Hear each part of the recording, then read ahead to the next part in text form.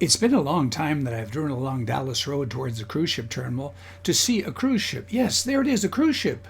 By the way, you're viewing Travels with Lobo, this time not from Thailand, as in the last series of vlogs, but from my hometown of Victoria. Remember, a vlog is published every Friday. In this log, you'll be witness to the arrival of the Holland America Koningsdam, the first cruise ship to arrive in Victoria, British Columbia in 905 days. I'll discuss the pros and cons of the cruise ship industry. And I'll take you downtown in search of, guess what? Passengers. That's right, with great scenery and music. This was the first cruise ship to arrive in Canada since the start of the COVID-19 pandemic. It landed here in Victoria, British Columbia, on Saturday, April the 9th. This was amazing. It was Holland America's Koningsdam. Most important, it pulled into the Victoria port with a green rating, which means there was no reported cases of COVID or COVID-like illnesses. It has been 905 days since the last cruise ship pulled into Victoria, so this was a big deal.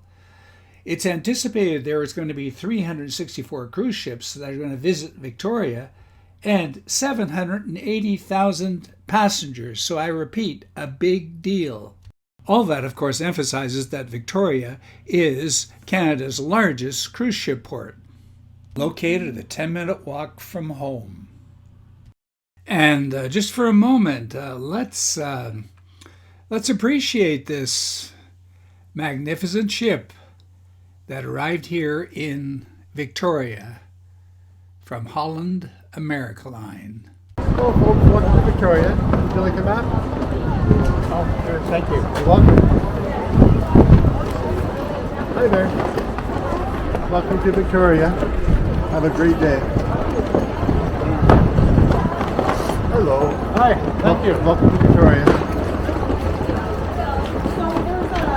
And there, after customs at Pier B, the first passengers coming off the ship. They don't seem to be too excited or realize the significance of this moment, that they're just kind of moseying along, trying to figure it all out.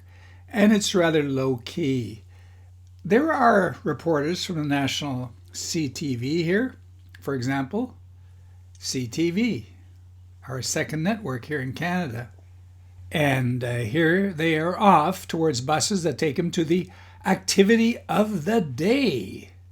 Wow.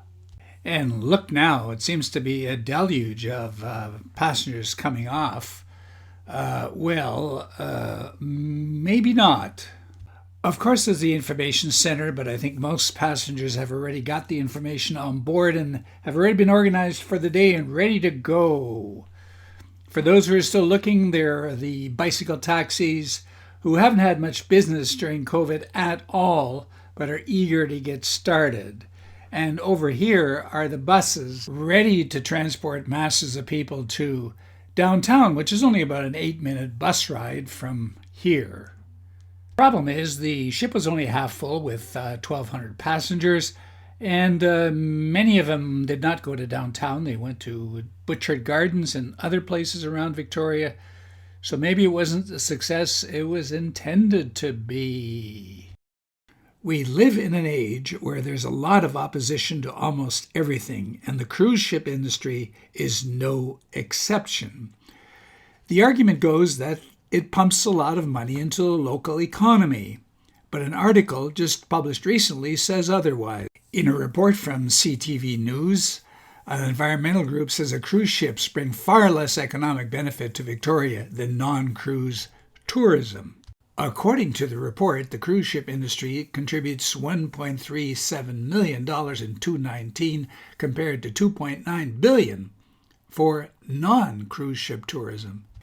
These numbers are based on the premise that your average cruise ship passenger who spends about 4 or 5 hours in Victoria spends $87.36 per visit. Contrast that with the overnight tourist who spends on the average $237 per day. Ask the average souvenir shop on Government Street and they'd be thankful for every dollar that comes their way because there hasn't been much coming at all in the last 2 years. If this store and many others in downtown Victoria survived COVID for the last 905 days, it was probably because of the generous government program called the Canada Emergency Response Benefit Program. They poured out billions by supporting businesses and unemployed workers during this time. Well, it's nice to have the cruise ship port in James Bay, the area where I live. The pollution from the cruise ships have been a constant sore point with the surrounding neighborhood. Remember, those engines have to be on all the time to generate electricity during the port stay. This looks relatively benign, but remember, during the busy periods, there might be as many as 4 cruise ships in port. This headline in the Times Colonist, installing shore power is top priority, cruise ship industry tells Victoria Mayor, was a priority previous to COVID-19. Since then, nothing has happened. This would allow the ships to plug in, so to speak, and not keep idling. That would do a lot for air pollution, especially when there are 4 cruise ships in the harbor. The comings and goings from the cruise ships also create a lot of traffic noise and car pollution. There's also a concern over gray water sewage pollution from the cruise ships, which ends up dumping billions of liters of operational waste annually in the world's oceans. I was at the cruise ship port in the morning. In the afternoon, I headed for downtown to discover what effect the cruise ship passengers had on downtown. Here is what I saw. It's a quick overview, but it gives you an idea. So as I look around here, don't really see any evidence of cruise ship passengers. Now right here to my left is the most popular ice cream place in Victoria. No, this is not it. But let's have a look at this souvenir shop. No cruise ship passengers here.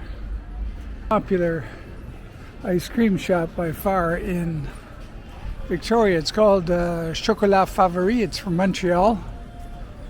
They got great ice cream. Let's see if there's anybody in there.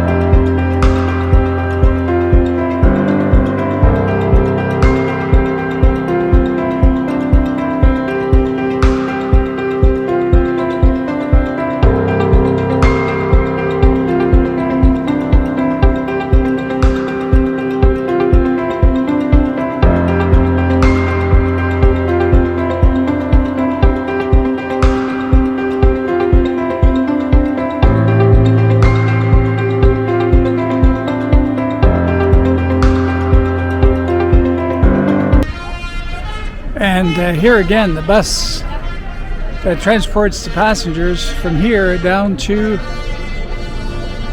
the cruise ship terminal. As you can see, so far, I just haven't found any. Where are they? All right, let's head down to Chinatown. That to me is the most charming part of Victoria. So let's see what's happening there. Chinatown.